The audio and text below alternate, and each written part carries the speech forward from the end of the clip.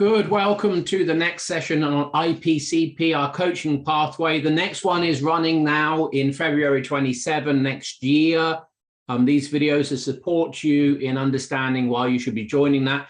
So this evening or last night, Jay ran a session and we ran into the coach's cognitive biases. So we're going to explore slightly that with the Headley and see how that is valuable and necessary for you to be across. Any questions that you have about the coaching pathway, when this video gets posted, put them in the comments and then Jay or I will respond directly to you. So Jay, cognitive biases from the coach perspective, what are you discovering? Not so much what I'm discovering. I've known that the coach needs to do the work to get their stuff out the way. Otherwise, that's going to get projected upon the client. What the cohort is really starting to realize is how prevalent that is without the work. It's a bit like trying to understand a book by reading the first chapter. You can't understand the whole book. You can't go deeply into it. So a lot of coaches think they know themselves. And some of these coaches have been through practitioner, master practitioner, and they've done the old meta coaching with us, coming into this program now, starting to realize, holy crap, my biases are quite large, and I can now actually see how they're getting in the way of me being an effective coach, an effective developmental coach. Okay.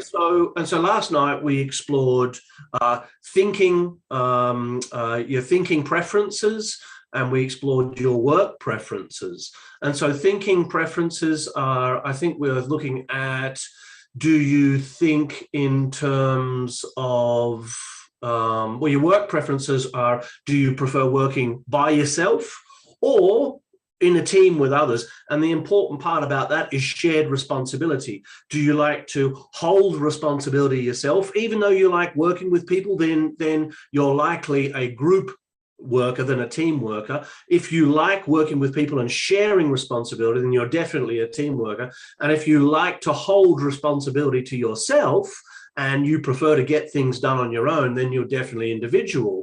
And so, you know, we had lots of people who were team oriented, and lots of people who are extremely independent, individual oriented. Well, that's not really going to work for coaching. And as we explored that, people's faces and chins begin to drop, because it's like, oh, that's really getting in my way. I like to have responsibility. I don't like it to be shared between the client and myself. Well, that's going to facilitate over responsibility 101. And so the coach is going to start being responsible for the client. They're going to start thinking about what the client wants, how they want it. Am I delivering it? All that stuff's going to be going through their head time and time again. In the thinking, let's interrupt the monologue. So what's a cognitive bias, and what's showing up? Enjoy a smile. And how is that different to it just being a cognitive intention? What's the variable? So it becomes a bias when it becomes a driver.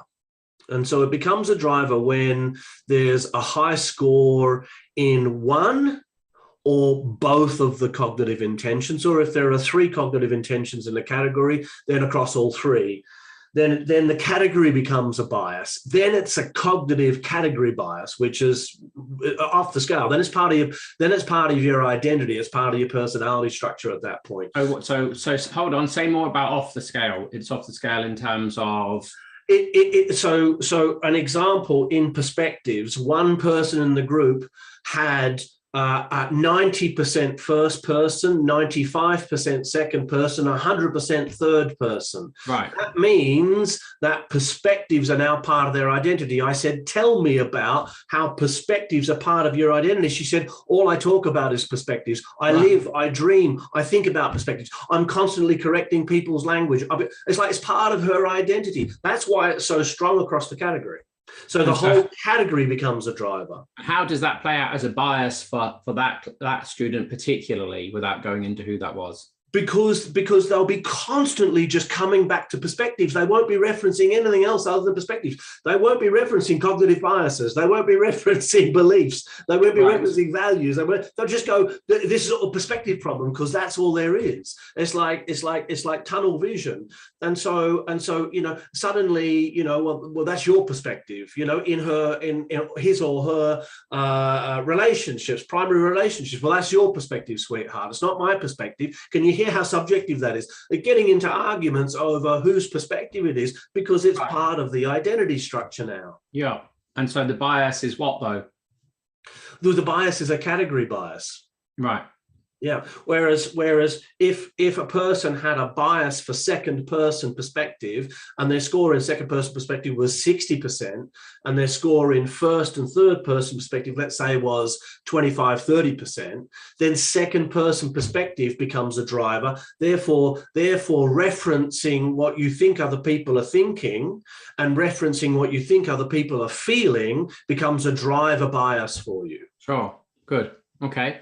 And what to do, and how is the course helping with that for the student? As we go deeply into each of the biases, the students are seeing not only how the bias runs for them, but we're having individual and collective coaching conversations where everybody's invited into the process. So I'll coach somebody to their bias by asking, what's the positive intention of the bias? How does it serve you? How does it not serve you? Really simple questions. As you sit back, do you have permission to be able to expand your thinking to include the other perspectives, to include the other views within that category? Stuff like that. But then we'll slow it down. And we'll go, what question would you ask here across the cohort? If you were this person, what's coming up for you? Who else has this bias? Right, what's coming up for you as I'm asking Bob these questions? What's coming up for you? What's coming up for you? What's coming up for you? What's coming up for you?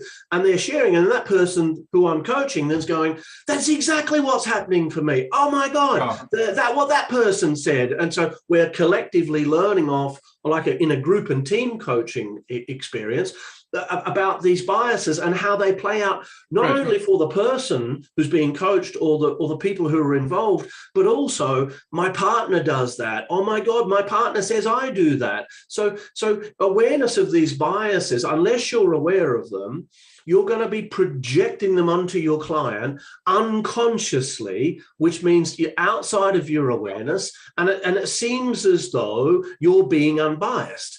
But your thinking patterns are directing the very fabric of your thinking, and therefore the fabric of the experience of the coachee who may not share those biases. So what kind of coach can we expect to be coaching that isn't aware of these biases? What's the kind of quality? What's the likely outcome of the sessions with their clients? Well, they'll have an unconscious agenda, Joseph. So they will hold an unconscious agenda to get somewhere. Let's say they had high achievement and high influence in terms of their success strategy. Yeah. Right. So high achievement means they want an outcome. Yeah. High influence means they want control and influence. If you had that bias and you weren't aware of it, you would be controlling the coaching session toward an outcome that was yours, not theirs. Yeah. Yeah. And you're not even going to know you're doing it. Yeah. And so I did it. A client once stood up at the end of a coaching session. He looked at me and he said, "Stop trying so fucking hard." Right. He left and never came back. It was the lesson for me that I was holding an agenda. It took me about 2 years to see it, but as I just held on to that, held on to it, it came to me like, that's what was going on. Here's me driving the session with my biases. That kind of thing's going to happen. So as you can hear from our sharing here, we're very keen and we are very invested in making sure that as a coach, and particularly as an accredited coaching room coach, you're across a really clean, pure, and systemic approach to coaching. If that interests you, drop your questions in the comment section, or just really easy, come book on the course for next year, see Harriet. That's it from us. Till next time.